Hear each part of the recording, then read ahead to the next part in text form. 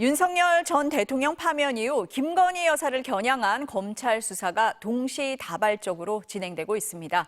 오늘 이슈플러스에서는 이 문제 자세히 짚어보겠습니다. 김성훈 변호사, 문소영 기자와 함께하겠습니다. 어서 오세요. 안녕하세요. 안녕하세요. 먼저 문 기자, 검찰이 6개월 전에 불기소 처분했던 도이치모터스 주가 조작 사건 다시 수사하기로 했습니다. 네, 그렇습니다. 그러니까 권오수 전 도이치모터스 회장과 전주 손모 씨 등 피고인 9명이 지난 3일 대법원에서 유죄 확정 판결을 받았습니다. 또 헌법재판소도 지난달 이창수 서울중앙지검장 등 검사 3명의 탄핵 심판 결정문에서 검찰의 무혐의 처분에 대해서 의문을 제기한 바 있는데요. 당시 현재는 김 여사의 문자나 메신저 내용, 또 PC의 기록 등을 확보할 필요가 있을 수 있었는데 이 지검장 등이 증거 수집을 위해서 적절히 수사를 했거나 수사를 지휘 감독했는지 의문이라고 밝혔습니다. 이런 점들이 이제 서울고검이 재수사를 결정한 배경으로 꼽히고 있는데요. 서울고검도 주가 조작 사건 공범들에 대한 이제 대법원 판결이 확정됨으로써 관계인들에 대한 추가 조사가 필요하다 이렇게 설명을 했습니다. 그러면은 검찰에서는 관계인들의 진술이 달라질 수 있다. 이렇게 보고 있을까요? 네, 그런 전망들이 많습니다. 그러니까 서울중앙지검 수사 당시에는 주가 조작 가담자들이 이제 재판 진행 등을 이유로 들면서 수사에 비협조적이었습니다. 검찰은 그래서 이제 형이 확정된 현 시점에 다시 조사해 볼 필요가 있다라고 보는 건데요. 무엇보다 이제 윤 전 대통령의 파면으로 김 여사가 더 이상 영부인이 아니기 때문입니다. 권 전 회장 등이 이제 처음과 다르게 진술할 거란 기대감이 높아지고 있고요. 예컨대 또 주가 조작 2차 주포 김모 씨의 경우에는 내가 가장 우려한 김건희 여사만 빠지고 우리만 달리는 상황 이런 표현을 편지에 적기도 했었거든요. 하지만 수사 당시에는 주가 조작 일당이 이제 매도를 요청한 이후 7초 만에 김 여사 계좌에서 매도 주문이 나온 이른바 7초 매도에 대해서 모른다, 경위를 모른다 이런 취지로 진술을 했었습니다. 중앙지검도 작년 10월에 이제 김 여사 불기소 처분의 이유를 밝히면서 누군가 나중에 말을 바꾼다면 어쩔 수 없다. 그때 가서 진실이 뭔지 살펴봐야 할 것 같다. 이렇게 밝힌 바 있습니다. 변호사님, 서울고검이 재수사를 결정을 했습니다. 그러면서 직접 수사하겠다 이렇게 나왔는데 이게 이례적입니까? 아닙니까?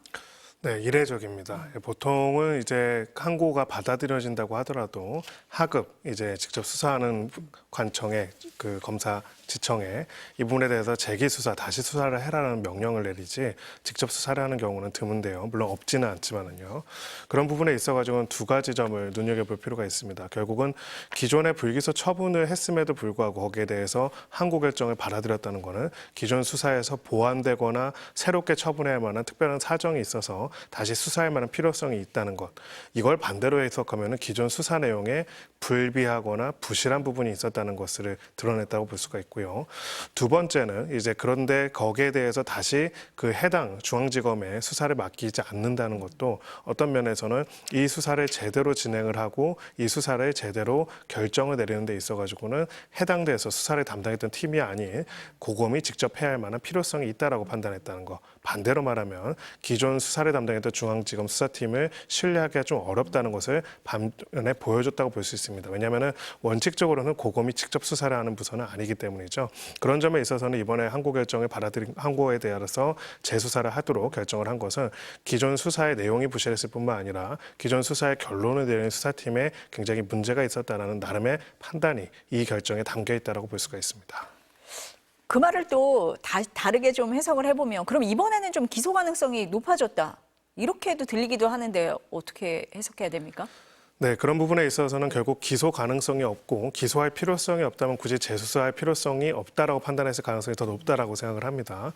다만 이제 구체적인 결론은 내용들을 보고 나와야겠지만 몇 가지 사유에서는 기소 가능성이 제법 있다라고 볼 수 있습니다. 첫 번째로는 기존의 공범들에 대한 유죄 확정 판결이 이루어졌다는 점에서 결국은 이 확정 판결을 다툴 수 있을 만한 다른 사항이 없다는 점. 그리고 두 번째로는 이제 기존에는 권력의 비호를 받는 혹은 권력의 눈치를 보면서 각 담당자들이 진술을 제대로 못했을 가능성이 있는데 이분이 바뀔 가능성도 배제할 수 없다는 점. 이거는 물론 사실이라기보다는 추론의 영역이긴 합니다. 마지막으로는 결국은 기존에 그러면은 중앙지검에서 김건희 여사에 대한 어떤 직접적인 소환 조사라든지 증거 확보를 위한 노력들을 적극적으로 했는가 하면은 사실 수년 동안 거의 하지 않았다는 거는 모두가 봤습니다. 그런 부분에 있어서는 더 이상 이제 새롭게 맡은 수사팀이 이거를 망설일 필요성이 없다는 점에 있어서는 수사를 굉장히 치밀하고 많이 하고 진행을 했는데도 불구하고 불기소가 나왔으면 모르겠지만 그런 게 현실적으로 전혀 없었고 또 공범 또 계좌를 제공한 사람의 방조 혐의까지도 확정이 된 그런 상황이라고 한다면 이런 점에 있어서는 다른 결론이 나올 가능성이 상당히 있다라고 볼 수 있습니다. 그렇게 되면 불기소 처분을 내렸던 서울중앙지검 수사팀 입장에서는 난처해질 것 같기도 하고 비판이 좀 많을 것 같은데요. 네. 네, 당연히 그렇습니다. 네. 기본적으로 공적인 역할을 수행해서 수사를 공정하게 하고 거기에 따른 결과를 내리는 조직. 원래는 검찰이 이제 검찰에 대한 여러 가지 비판을 직면하기 전에는 원래 해야 하는 본령이라고 할 수가 있습니다. 그런 부분에 있어서는 특히나 권력을 가지고 있고 권력적인 핵심적인 힘을 가지고 있는 사람에 대한 수사에서 그 조직의 존재와 의미가 더 빛날 수 있고 또 그 조직이 존재하는 이유를 설명할 수 있는 거거든요, 국민들한테. 그리고 어떻게 보면은 그런 부분에 명분을 내세워서 전에 윤석열 전 대통령이 당선이 된 것도 있었을 것도 있습니다. 근데 결론적으로는 본인과 또 정권의 핵심부라고 할 수 있는 김건희 여사에 대한 소환 조사라든지 조사에 있어서는 계속적으로 시간을 끌면서 결론을 안 내다가 결론적으로 그 수사의 부실함이 드러나게 된다면은 이것은 단순하게 기존 수사가 적절하지 않음을 보여준 것뿐만 아니라 검찰이라는 조직이 기본적으로 권력의 편향적으로서 움직였다는 걸 보여주는 게 될 수 있고 조금 더 나아가서는 형사적인 범죄를 구성할 수도 있습니다. 즉 권력자의 어떤 지시나 입김으로 인해 가지고 해야 할 조사를 하지 않거나 또 어떤 조사를 하려고 하는 담당자들을 막은 그런 행위들이 있다고 한다면 이건 또 하나의 직권남용죄가 될 수도 있고요. 직무유기가 될 수도 있기 때문에 구체적으로는 이 사건의 결론도 중요하지만 그러면 이렇게 명확한 결론이 나왔음에도 불구하고 이것이 수년 동안 수사가 안 이루어지고 또 그러한 수사가 부실한 결론으로 나타날 수밖에 없었던 이유, 힘, 주체가 누구인지 그 행위에 따라서는 사법적인 어떤 또 다른 수사의 대상이 될 수도 있다 이렇게 생각합니다. 그런 부분까지도 들여다볼 수도 있다라고 변호사님은 보고 계신 것 같습니다. 지금 윤 전 대통령 얘기를 하셨는데요. 그 대선 과정에서 허위 사실 공표와 관련한 고발 사건이 있었잖아요. 그것도 수사하고 있죠. 네, 그렇습니다. 이 사건은 이제 2022년 9월에 이제 대선이 한창일 때 그 한 시민 단체가 고발한 건데요. 배당만 해놓고 있다가 2년 7개월 만에 수사에 나선 겁니다. 고발인이 문제를 삼은 건 이제 윤 전 대통령이 김 여사가 도이치모터스 주가 조작 연루 의혹을 하지 않았다, 연루되지 않았다 이렇게 부인한 발언인데요. 직접 들어보겠습니다. 2010년에 제가 결혼하기 전에 이 양반이 골드만삭스 출신이라고 해서 한 4달 정도 맡겼는데 손실이 났고요. 네, 근데 이제 한국거래소 자료를 보면요. 2009년 4월부터 2011년 12월까지 김 여사가 13억 9천만 원, 장모 최은순 씨가 9억 원가량 이익을 본 것으로 나옵니다. 또 넉 달 정도 맡겼다고 했는데 김 여사 명의로 된 6개 계좌가 15개월 동안 그 도이치모터스 주식 거래에 동원된 것으로 확인이 됐습니다.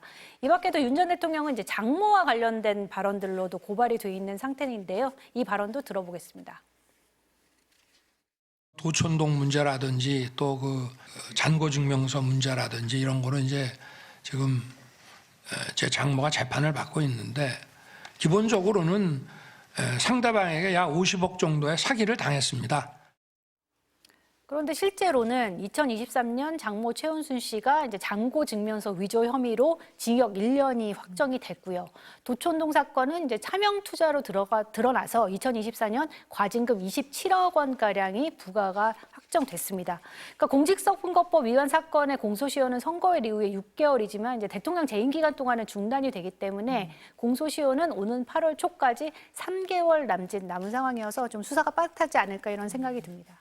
변호사님 보시기엔 어떠세요? 윤 전 대통령 수사 어떻게 될 걸로 보세요? 네, 우리가 사실 이 공직선거법상 허위사실 공표와 관련돼서는 앞서 이재명 전 대표 관련된 사건에서 많은 내용들을 다뤄봤었죠. 누군가를 기억하냐 기억하지 못하냐 그 발언 하나로 이제 기소가 되고 또 그런 부분들이 오랫동안 수사와 재판들이 이루어진 것을 봤습니다. 자, 같은 것은 같고 다른 것은 다르게 해야 할 텐데 이것의 내용을 보면은 객관적이고 구체적인 발언들 특히 수치가 나온 부분들이 있습니다. 대표적으로 몇 개월 동안 돈을 맡겼는지 또 얼마나 이제 이익을 받는지 손해를 받는지 뭐 이런 부분들은 사실 굉장히 객관적인 자료들과 함께 명확하게 확인될 수 있는 것이고요.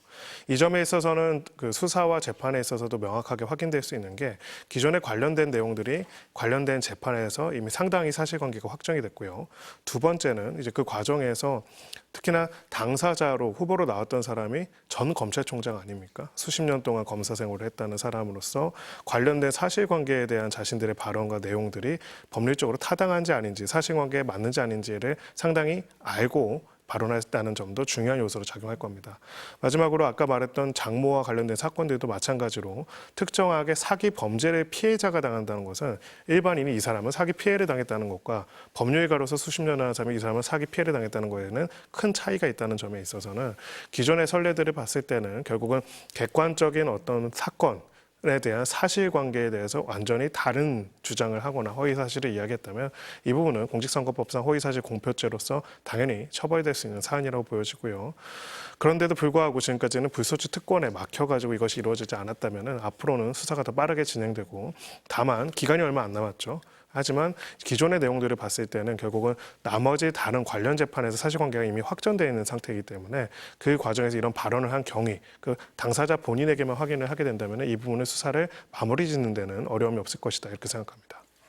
문 기자, 다른 수사도 또 있잖아요. 요즘 많이 나오는 건진 법사, 윤 전 대통령 부부와 친분이 있다, 뭐 이걸 내세워서 금품을 받았다, 뭐 이런 의혹이에요. 어떻게 진행되고 있습니까? 네, 이제 건진법사 전성배 씨죠. 전성배 씨 관련 의혹이 이제 갈수록 커지고 있어서 사실 한 번에 정리하기가 힘들 정도로 의혹이 나날이 늘어나고 있습니다. 먼저 전 씨가 이제 통일교회 전직 고위 간부로부터 김 여사에게 전달한 선물 명목으로 고가의 다이아몬드 목걸이를 수수한 정황부터 보겠습니다.